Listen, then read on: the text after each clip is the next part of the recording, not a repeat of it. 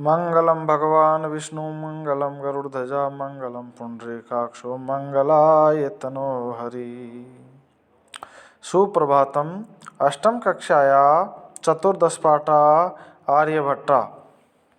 तो प्यारे बच्चों, आज हम चतुर्दश पाठ 14वां पाठ पढ़ने जा रहे हैं, जिसका नाम है आर्यभट्ट। तो आप मेरे साथ पढ़ने के लिए तैयार हो जाइए। अपनी पाठ्य पुस्तक निकाल लीजिए। यस, आर्यभट्टा।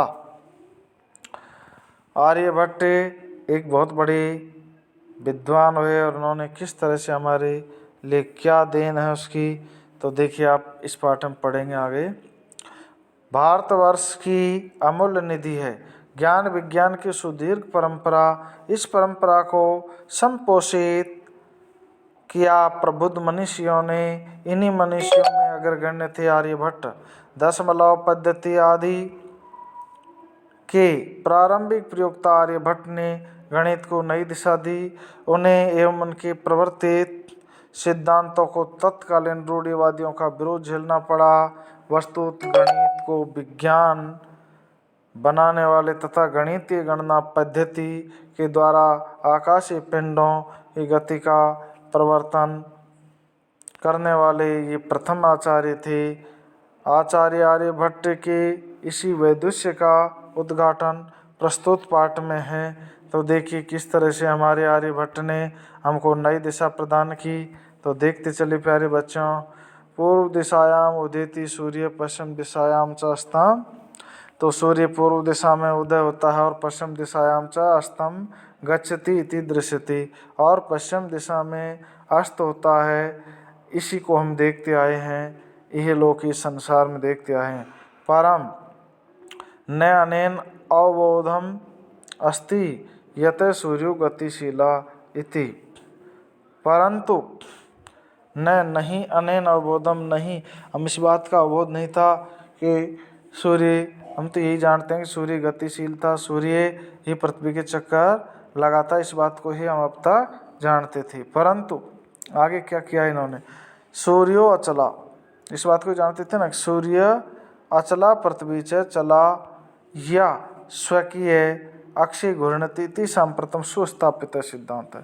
परंतु इन्होंने अपना एक सिद्धांत प्रतिपादित किया, समझाया लोगों को। सिद्धांत में क्या था कि सूर्य अचला, सूर्य अचल है, पृथ्वी से चला, पृथ्वी चलती है। अरे भैया, सूर्य अपने स्थान पर स्थिर रहता है और पृथ्वी है वो घूर्णन करती है, चलती है। ये पृथ्वी सूर्य के चक्कर लगाती है।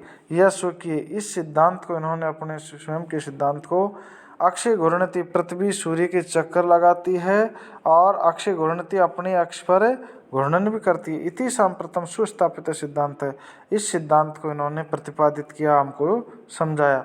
सिद्धांतो अयम प्राथमेन एन प्रवर्तित था। इस सिद्धांत को इन्होंने प्राथमिकता से प्रतिपादित किया। सबसे पहले इन्होंने ही इस सिद्धांत को स्थापित किया था। स आसीत, वह था महान गणितज्ञ। वे कौन था ऐसा महान गणितज्ञ? ज्योतिर्विचार आर्यभट्ट है। वो गणित के विद्वान और ज्योतिष शास्त्र, गणित और ज्योतिष शास्त्र के बहुत बड़े विद्वान थे। तो उनका नाम था आर्यभट्ट। आर्यभट्ट ने सबसे पहले समझाया कि पृथ्वी है वो क्या करती है, सूर्य की परिक्रमा करती है।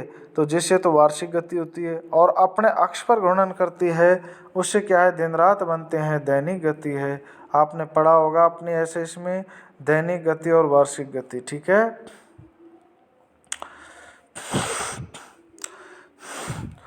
तो पृथ्वी स्थिरा वर्तते इति परंपरा, पृथ्वी स्थिर, इस परंपरा को प्रचलिता रूढ़ि तेन प्रत्यादिष्टा। तो ये प्रचलित एक रूढ़ि चलायमान थी कि लोग यही जानते थे कि पृथ्वी है वो स्थिर है और सूर्य इनकी परिक्रमा लगाता है। प्रचलित इस रूढ़ि को, अर्थात इनको क्या किया, तेन उदाहृत यद, इन्होंने उदाहरण सहित समझाया लोगों को। ऐसा नहीं है, पृथ्वी चलायमान है और सूर्य स्थिर है, सूर्य अपने स्थान पर खड़ा हुआ है, ठीक है। ये सबसे पहले आर्यभट्ट ने समझाया। हाँ, कैसे समझाया? गतिशीलाया नौकाया उपविष्टा मानव। जैसे गतिशील नौका में बैठा हुआ मानव क्या करता है, नौका स्थिराम अनुभवती, नौका को स्थिरता का अनुभव करता है। जैसे अपन पृथ्वी पर बैठे हैं, पृथ्वी अपन को चलती हुई दिखाई नहीं देती है। जैसे आप नौका में बैठ करके देखिए तो नौका अपन को स्थिर लगती है और अन्य उसके आसपास के अन्य पदार्थ वो गतिशील लगते हैं। अन्यांच पदार्थान गतिशीलान अवगच्छति, अन्य पदार्थ आसपास के हैं वो हमको गतिशील अनुभव होता है कि चल रहे हैं, हम नहीं चल रहे हैं। एवं गतिशीलाया गतिशीलता पृथिव्याम अवस्थित है। इसी प्रकार इस गतिशीलता के अनुभव को आप ग्रहण करके पृथिव्याम स्थित, जैसे पृथ्वी पर अपन होते हुए मानव पृथिव्याम स्थिर अनुभवती, पृथ्वी पर अपन बैठे हुए स्थिरता का अनुभव करते हैं। सूर्यादि ग्रहांच गतिशीलान वेति, सूर्यादि ग्रह वो गतिशील हमको लग रहे हैं। ये सबसे पहले आर्यभट्ट ने हमको समझाया है। 476 ख्रीस्ताब्दे 60 वर्षे आर्यभट्ट जन्म लब्धवानेति, तेनेव विरचिते आर्यभट्ट्यम अस्मिन् ग्रंथे उल्लेखितम। तो 476 ईस्वी को आर्यभट्ट का जन्म हुआ और क्या हुआ, तेने विरचिते, इनके द्वारा लिखा हुआ ग्रंथ है इसका नाम आर्यभट्ट्यम। इन्होंने इस ग्रंथ को प्रतिपादित किया, ग्रंथ बनाया और उस ग्रंथ में इन सब बातों का उल्लेख है। ग्रंथो अयम तेना, इस ग्रंथ का उन्होंने तेने त्रयोविंशतितमे वर्षे अर्थात 23 वर्ष की अवस्था में इन्होंने इस ग्रंथ की रचना की। वैसी विरचित 23 वर्ष की ही उम्र में इन्होंने आर्यभट्ट्यम की रचना की थी।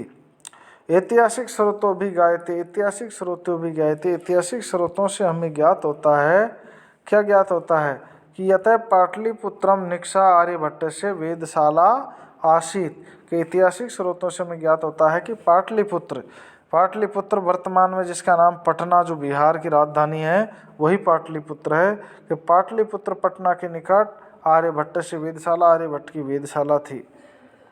अनेना इदम अनुमीयते, इससे अनुमान लगाया जाता है कि यत तस्य कर्म भूमि, इससे अनुमान लगाया जाता है कि यत तस्य, इसलिए ये पटना पाटलिपुत्र इसकी कर्म भूमि रही है। पाटलिपुत्र में वासिता, अर्थात इससे हम सोच सकते हैं कि इनकी कर्म भूमि, इन्होंने जन्म तो कहाँ लिया बताया वहीं, और कर्म इन्होंने पाटलिपुत्र में किया।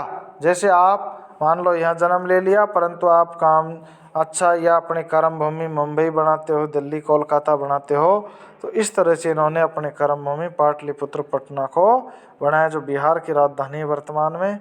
इस तरह से आर्यभट्ट ने क्या किया, अपना एक महत्वपूर्ण योगदान दिया, भारत को जीरो से एक हीरो बनाया। तो ऐसे आर्यभट्ट की देन है। और प्यारे बच्चों, आर्यभट्ट की तरह आप भी अच्छे विद्वान बने, ठीक है। यस, कोशिश करते रहो।